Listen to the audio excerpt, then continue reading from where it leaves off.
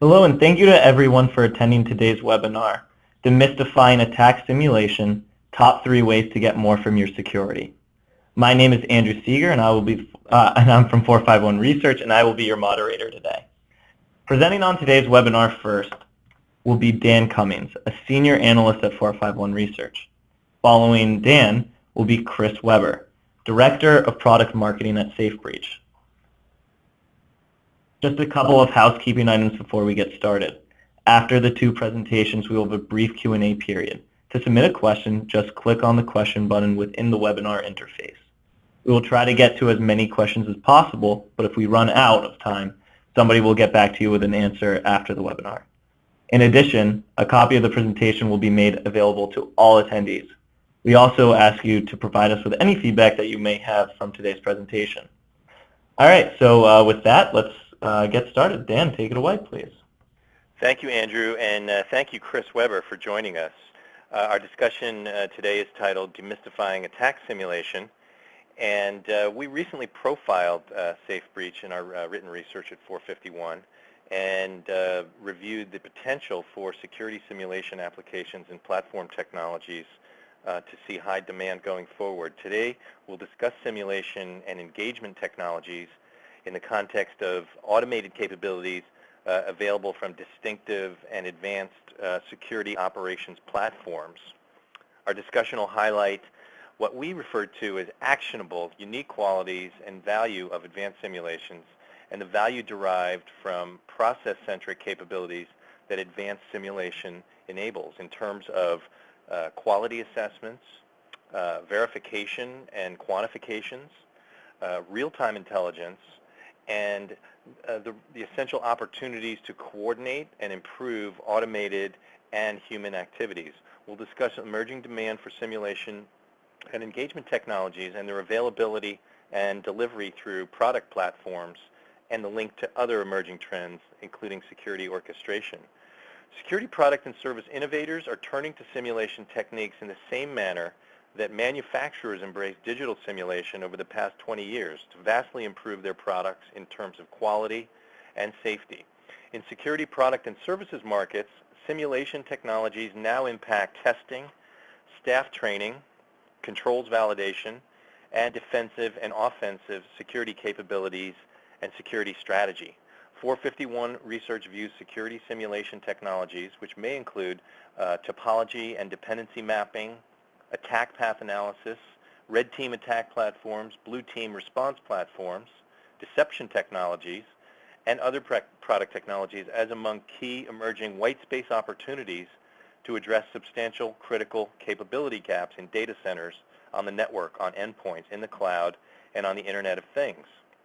Up until recently, we do not believe security simulation technology has been able to match up to the type of contributions that simulation has scored in many software-centric end markets, such as manufacturing, process industries, energy, aerospace, and healthcare. But that's changing.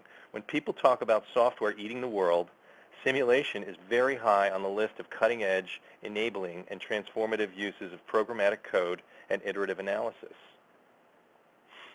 When we look at advanced, evolved engagement platforms that use simulation as a primary technique, we see relevant innovation addressing not only enterprise risk challenges, but operational opportunities as well. The range of step-up functional improvements made possible by combining automated attack simulation and engagement with incident response workflow is notable, and it includes workflow automation and orchestration.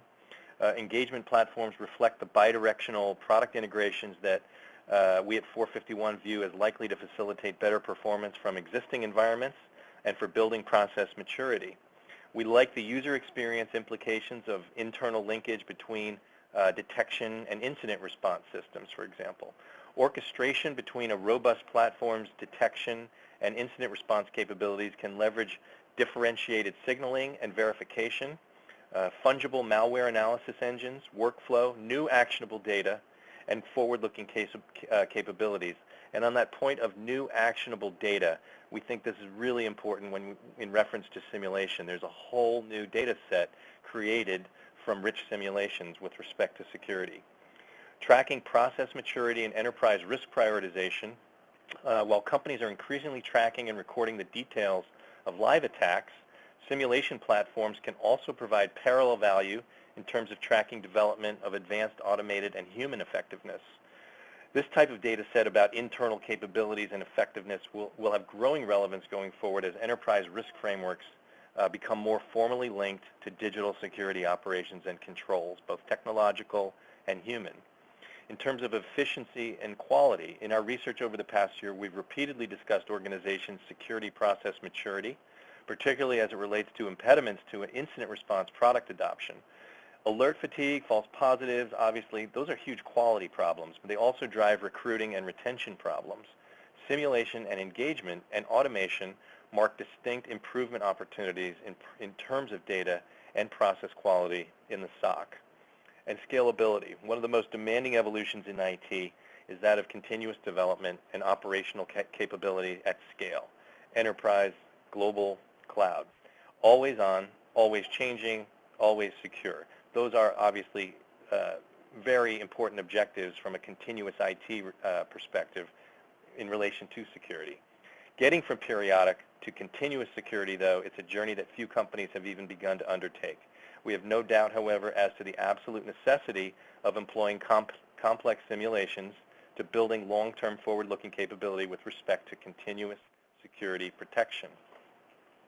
Operational pain points associated with security issues are widely covered in our survey work, including those which rank order these problems. As you can see from this recent 451 survey, malware continues to be the top challenge. So evidence here of very positive implications for simulation adoption, followed by data loss and user behavior at number 3. We think there's a low probability that even a modest group of product technologies can address such broad requirements. However, we think these are very positive implications for interoperability, orchestration, and simulation adoption. Major recent product developments in security technology include behavior-based analytic detection, interoperability, and the need for security technology to evolve with IT into virtualized realms and to the cloud. And in the survey data shown here, we see that improved detection and security operations in general terms are top project priorities. This is an interesting topic with respect to simulation. This is from a 2014 451 survey regarding shelfware, software shelfware. And our current hypothesis regarding shelfware issues is consistent with what you see here. We think there's significant replacement, upgrade, and augmentation options showing significant rapid ROI for security management. And in particular, as one such promising, potentially high ROI product, we think attack simulation and engagement platforms could score very well on these examples of purchasers' accountability questions. And these are the things that really get back to the idea of avoiding software, shelfware that is. Can we deploy this new product ourselves, or are we going to need a team of services experts? Can we utilize a high majority of the new product's capability, or just a small fraction thereof?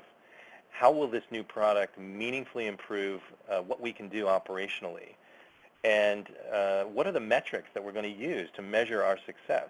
One of the things we find most intriguing about simulation is the ability to quantify effectiveness. How safe are we? How good are we? What if we add this thing and take out this thing? That's obviously very relevant when we look at the probably pending wave of vendor consolidation. The typical enterprise security environment with 50-plus products, that's just not sustainable over time. But being able to identify and quantify the net effect of making such changes, consolidating the environment, that's obviously going to be an essential capability. We view engagement platforms which capture high-quality, actionable data as emblematic of our conception of actionable situational awareness platforms, or ASAPs. We've highlighted on this page some of the leading elements of ASAP, seen in a combination of simulation and engagement, with incident response, for example, including the gathering of high-quality data for assessment and investigation, and in this case, assessing the current environment. which types of attacker profiles and methods are very effective, and do we really have no defense for today? What are our blind spots? So a whole chance to create and coordinate use of a totally different data set that hasn't existed before. When we talk about synthesis, we're obviously striving for a much higher signal-to-noise ratio with respect to the quality of data, and that's obviously something that's near and dear to us as we cover the incident response platforms and the alert fatigue and the data tsunami. And then finally, action, where we're looking for contextual intelligence that really helps optimize work and response and overall effectiveness. In product market terms, this is how we like to think about our research in terms of starting at the lower left, traditional product segmentation, very signature-based, moving towards the right, where we probably are today with a lot of good advanced technologies proliferating in environments, and hopefully getting toward more sophisticated engagement platforms with a high element of interoperability between humans and machines, a refined interoperability between humans and machines. That's what we refer to when we say engagement platforms. And obviously simulation, we think, is going to be one of the essential product categories within engagement products. And then, of course, up and to the right is our ASAP conception.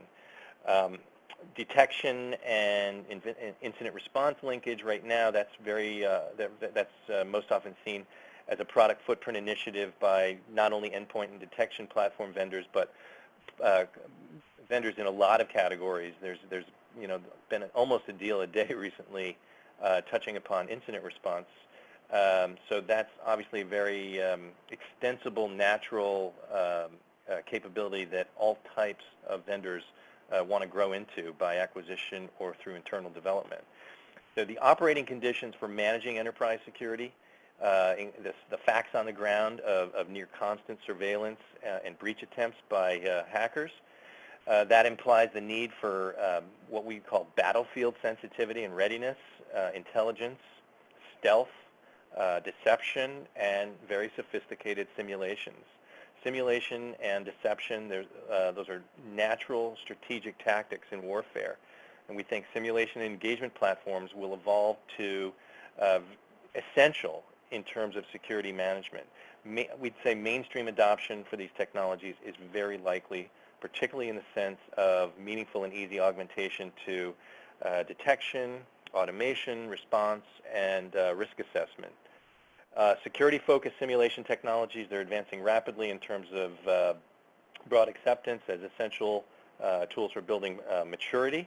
And while these features, simulation features, they're missing from many core security product and service technologies today, we think that's going to change very quickly. The platforms, such as SafeBreach, they've expanded operational functionality and use cases to address incident response, automated workflow, a lot of adjacent technologies that Chris can talk about, and so much more is possible than was the case in these security ops environments than was the case just 2 years ago.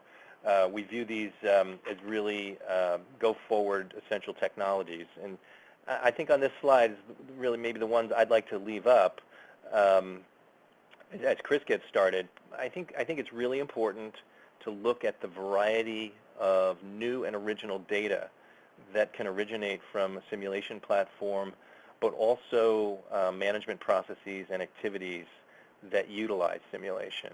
In particular, how good have we implemented the technology that we have? How good are our people?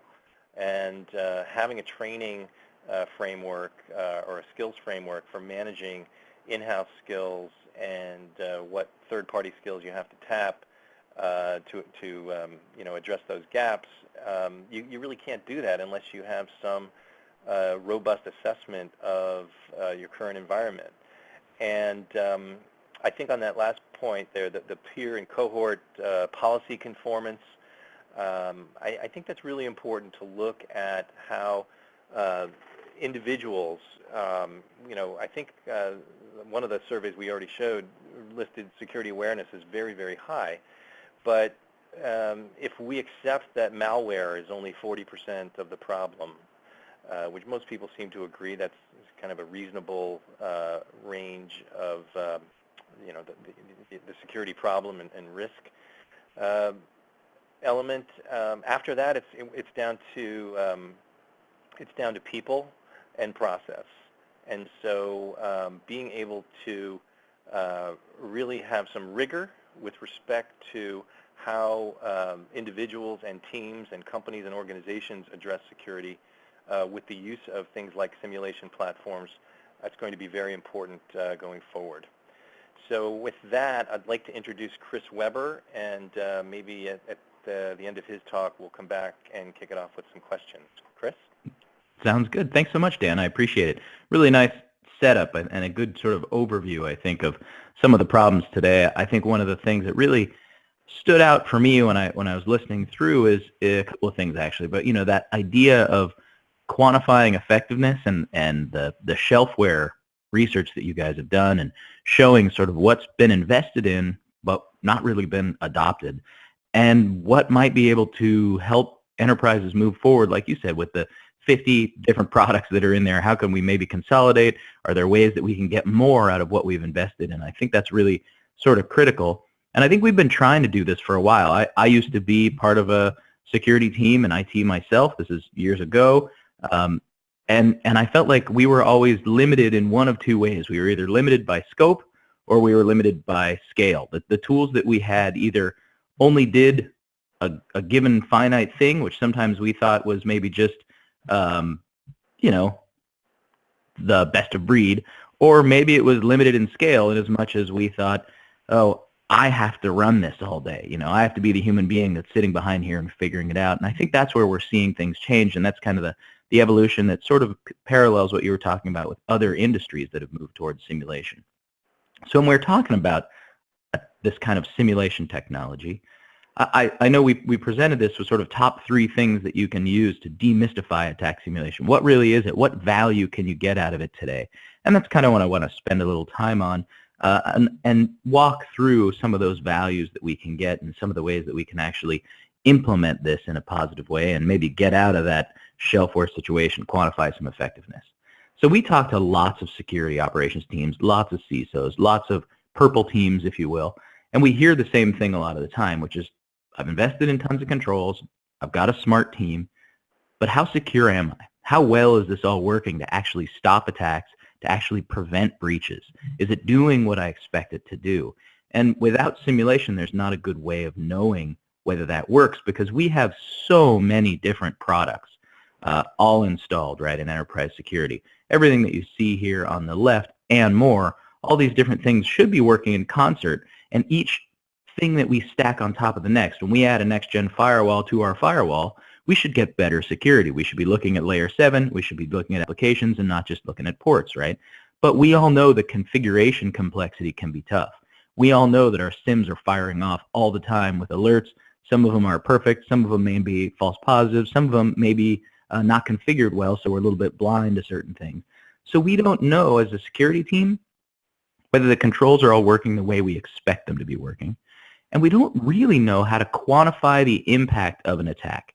A different attack will have a different impact every time. The way they get in, get out, move laterally, what they can have access to. How do we bring that to our executive team, our business, or more likely in today's sensitive environment, how do we respond when those executives or business people come to us and say, I just was watching the nightly news and apparently, thing X is the new big problem. Recently it's been ransomware.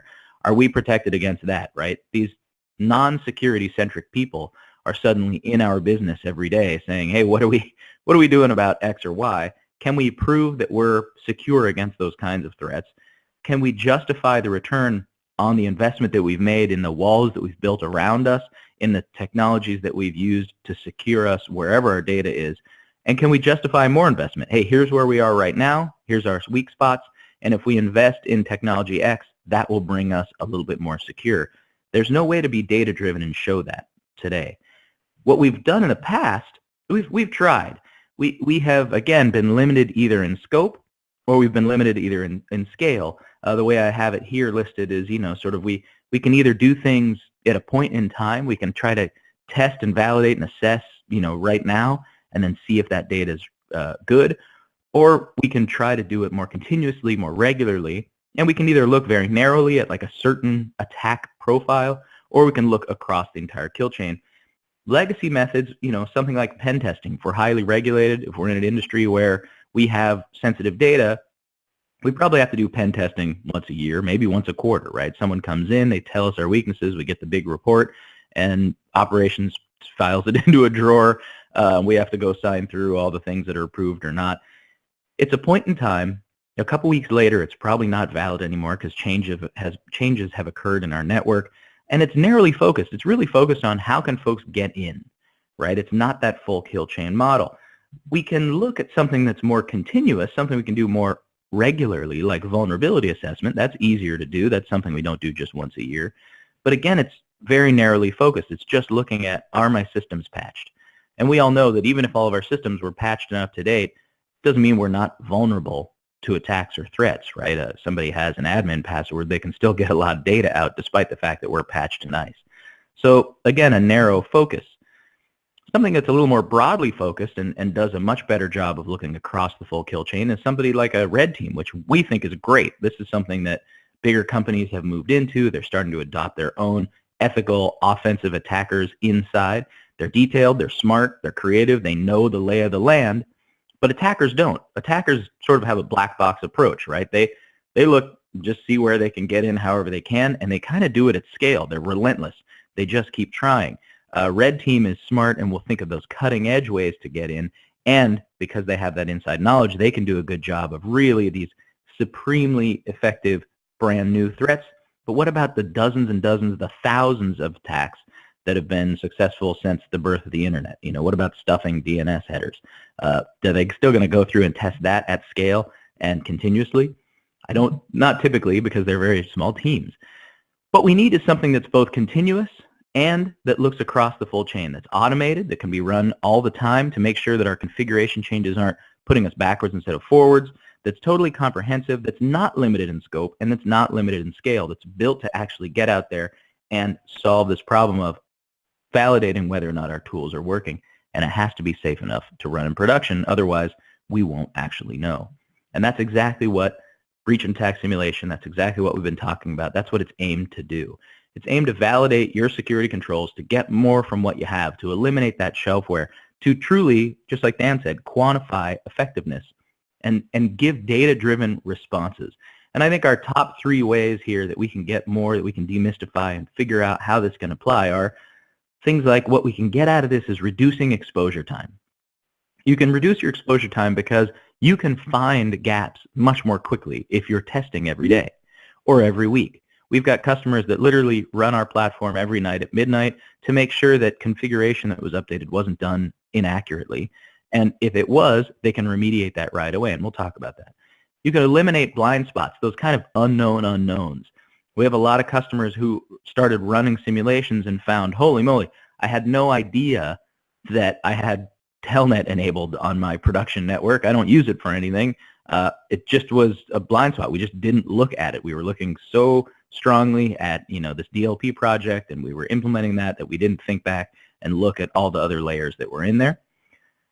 And then we also have this opportunity to sort of enhance the purple team, so to speak, right? The red team and the blue team working together to make it get scale, right? Really, that's kind of the way that I think about it is if you've got a red team and you've got a blue team that are working nicely together, that's great.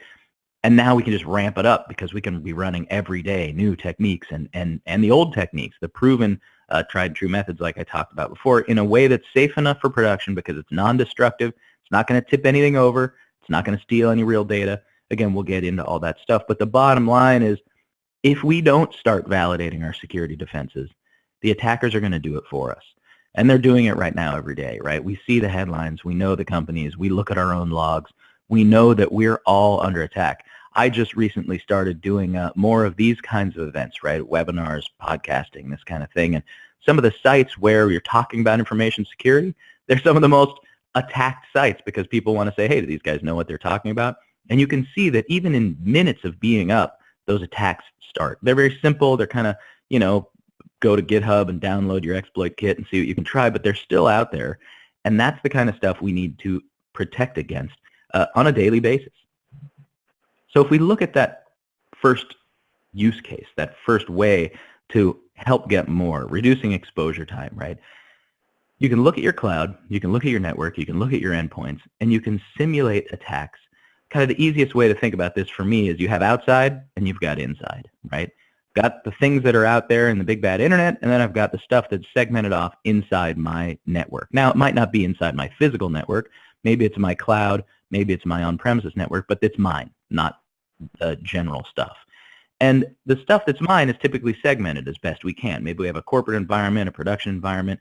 Again, there's more segmentation inside of our networks than just inside or outside, right? And this is a big simplification, but I want to make sure that all that segmentation works and that all the places where data is stored or available is also protected against infiltration, against sort of malware and other threats.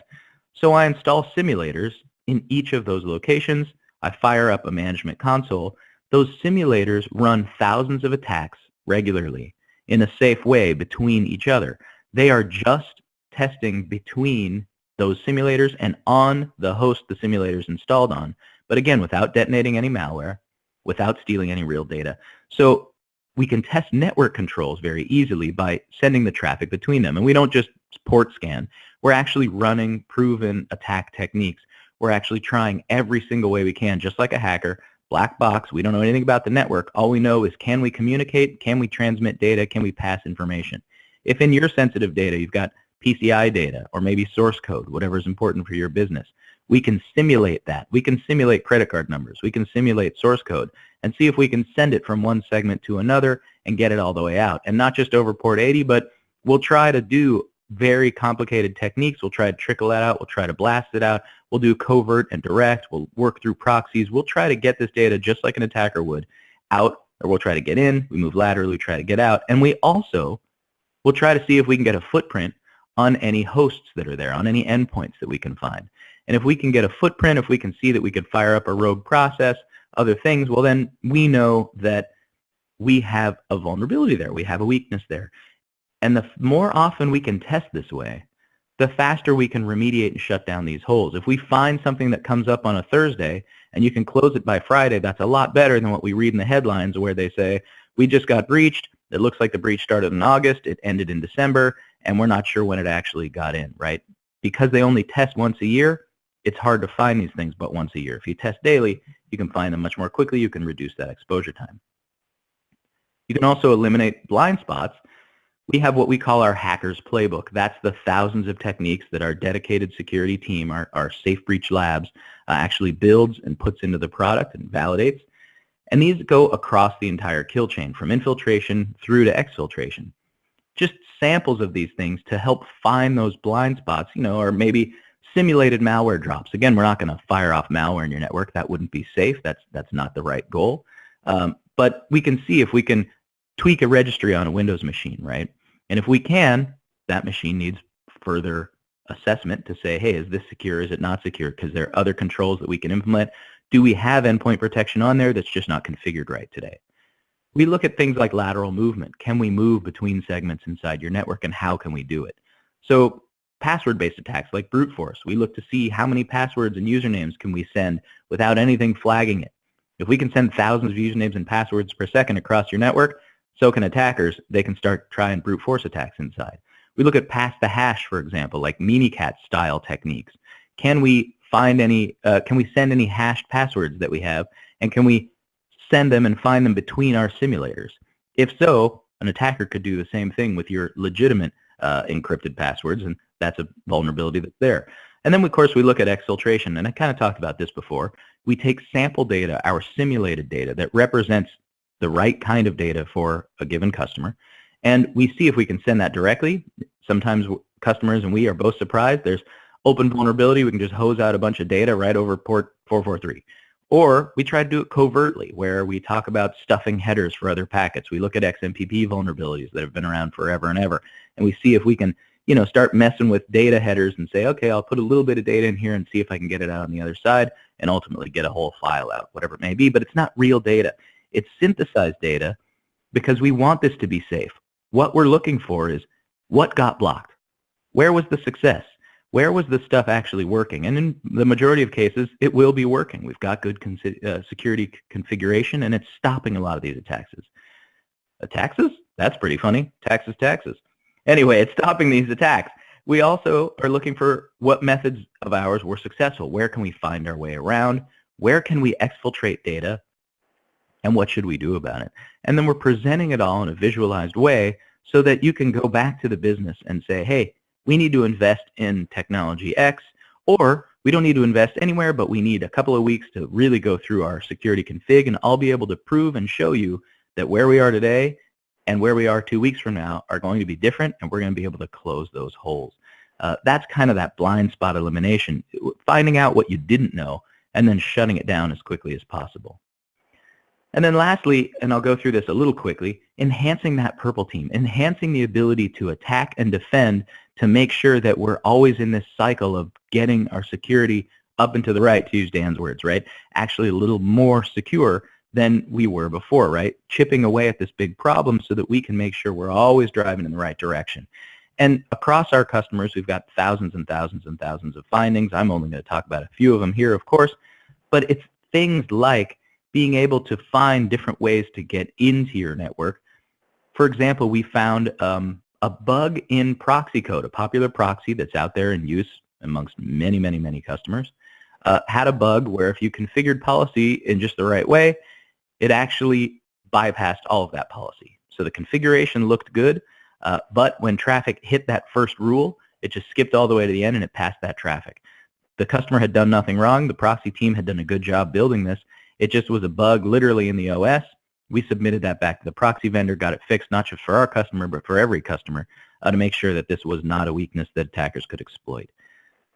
We find things like endpoints that could be infected with ransomware, where people didn't expect because they thought maybe that their endpoint security solution was working well. In this case, I remember the specific example. The endpoint configuration was set only to fire off if malware was actually run, but not if it was installed. It didn't block that install. Again, just an easy configuration change, and they were in a much more secure place. Building this out, we also look at exfiltration paths, and we've found things like malware that can easily talk outside. Good job on the inbound side at this customer. They weren't able to get any connection back in, but they were able to talk out to command and control, which means exfiltration was possible. Successful exfiltration of credit card. This was an open HTTP, not over port 80, interestingly.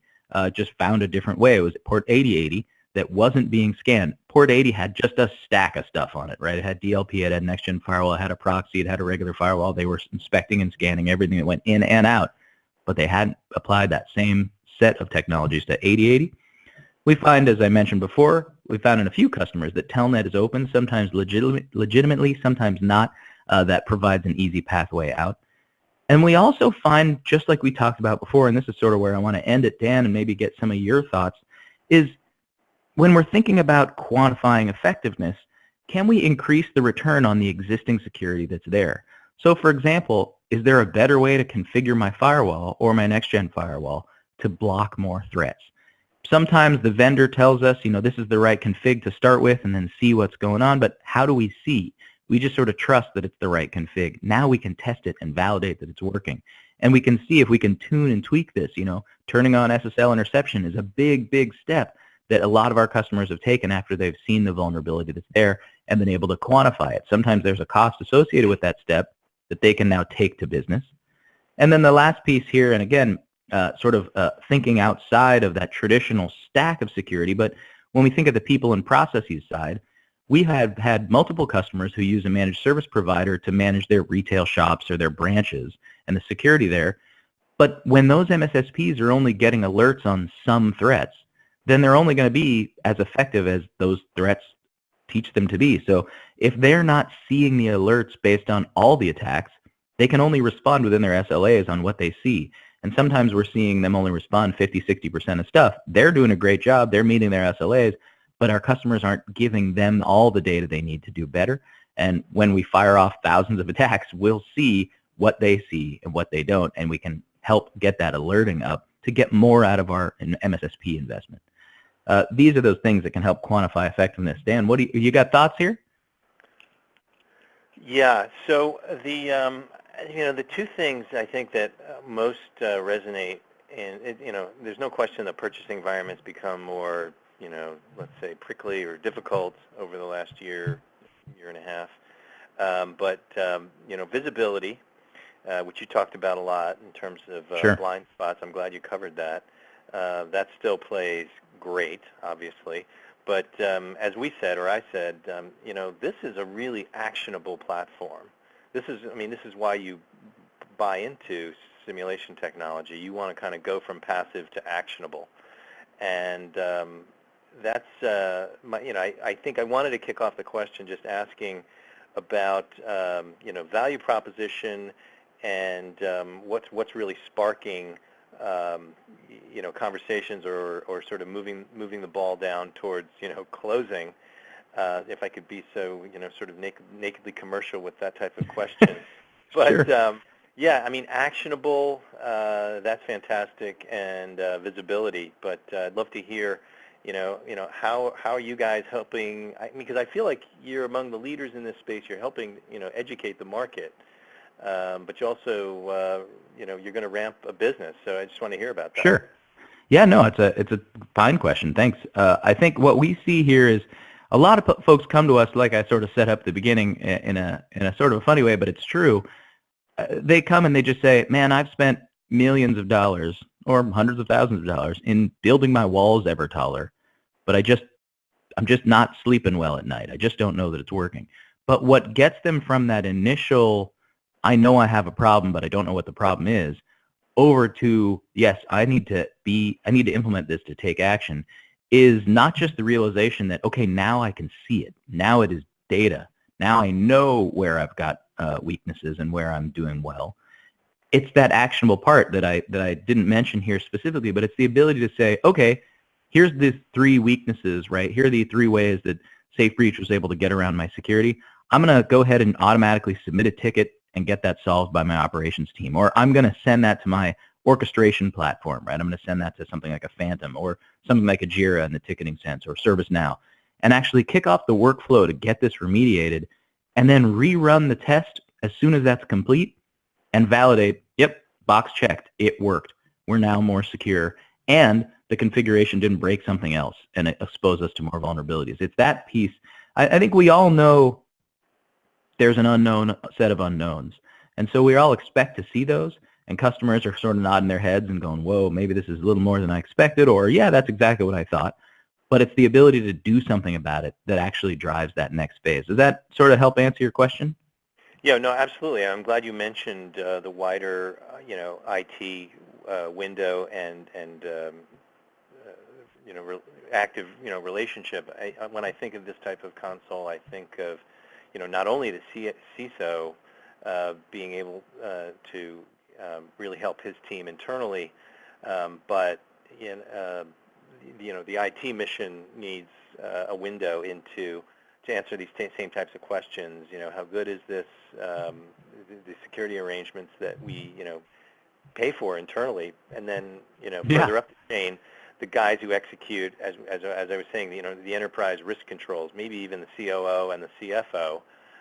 This is a very important data set and really window for them too. Yeah, absolutely. We often hear from those folks. They're the ones who, if we kind of close our eyes and imagine being in their shoes, maybe a little less security-centric, maybe a little less savvy on what the threats can and can't do, they're the ones who, when there's an audit going on, are sweating in a different way than we are. If someone does have to come in and prove compliance, they're being surprised all the time, which is an uncomfortable spot. We often hear from that kind of business side that it's like, this is going to make me feel so much better going into an audit, because it's not just a once-a-year surprise, here's what's wrong. They can be prepared all along and know they're moving in the right direction before those things happen. How long, let's say you're one of these companies that's got 50 or 75 products, and a small handful of them are implemented very, very well. So you have a technology problem, And that's the other great use case, I think, is making the existing environment much stronger. It's not the curse of complementary in this case, as we often say. Complementary is quite good for, in terms of what you do. But how long before you're able to plow through all of your sort of technology issues and you can begin to focus on people and process, or is it just too new, or how long is that period of plowing through tech issues with simulation? It's a good question. As often is the case, it's the wildly unsatisfying answer of, well, it does vary. But let me see if I can do a little better than it varies. Certainly, we've got global Fortune 100 customers, and then we have much, much smaller sort of startup customers. We've got a big range in between. And so sometimes that has an effect, right? How severe your outage windows are, how often you've already been taking outages or making changes, if it's that dramatic that you need to make a change. But what we typically see, if I kind of close my eyes and think about it, is that there is a trend that the initial response to the first big findings that come are addressed very quickly, because sometimes those unknown unknowns are like I've got listed here, where it's just, holy cow, I didn't think about port 8080, which, it's surprising. Or maybe I did think about port 8080, but I didn't realize my config wasn't working the way it was supposed to. Those are pretty easy to address. And so a marked change can be made in the first, few weeks after implementation. And then we get to the longer tail where the continuous part starts to be so critical, because what customers find is, okay, I'm used to pen testing where I find a bunch of information and then I go try to solve it. But now it's not just hope for the best and wait till next year. You're actually moved from place A, where you have more weakness, to place B, where you have more strength. And now it's the continuous part where you go, okay, let's make sure that every time we're doing config, we're not opening new problems. And we see that sometimes. We see that, trying to make a new application work that you've adopted that needs to talk to the internet in different ways, or an application that needs to talk across your segments internally, can introduce vulnerability that you didn't expect. So that's where we kind of move into an operationalized version, and that's where the people and processes start coming in as well, like I was talking about with MSPs or other things. So again, it does vary, but it's often a step function at the beginning, where it's like there's a big tranche that's taken right off the top to say, hey, here's what needs to be more secure. We can address these lower hanging fruit, so to speak, in a very easy way, and then we'll work a little bit harder and over more time. But instead of just shooting blindly and hoping that we didn't open any holes, we can just test. Like I said, I've got customers that test every single day to make sure that the config work that they did that day isn't exposing them. But yeah, I had a follow-up to that, but because you did mention the variety of clients and scalability up and down, can you just describe how far down market this is appropriate for? The question is from the field. Yeah, actually, I saw that question come in. We have, the way I sometimes joke, we've got global Fortune 100 customers, and we have customers with almost only 100 employees. So it can scale down pretty far. You don't have to have a wildly sophisticated SecOps, sort of SOC, where there's monitors everywhere and a big team that's paying attention to everything. That was never our goal when we designed this and when we built it. It will work in that environment really well, and it integrates nicely. But if you're a smaller shop and you don't have the 50 things that are that we talked about, you've got 4 or 5 different controls that are working to protect you, and you have a small team of just a couple of people, we talk to those folks every day. I was just out in Maryland, as a matter of fact, talking to a real small university and talking to kind of they're surprisingly broad but very small company that is in the United States, in a bunch of different states, but the IT team and the security team are one, and they are very small. It's, just a handful of folks. And they're seeing value here in the proof of concept that we did for them right away, and looking to make a move towards implementation. So it doesn't have to be that giant megacorp in order to get value out of this thing. In just about everything we're doing right now, the topic of cyber insurance comes up, and For sure. it's hard to imagine that mature cyber insurance and liability markets can develop without the ability on the end market side, to prove capability. So, are people using safe breach with those types of ends in mind? Yeah, I wouldn't say that anybody today, we're not working with those types of companies, and I think that is an emerging market of folks that are trying to figure out, where's that cyber insurance going.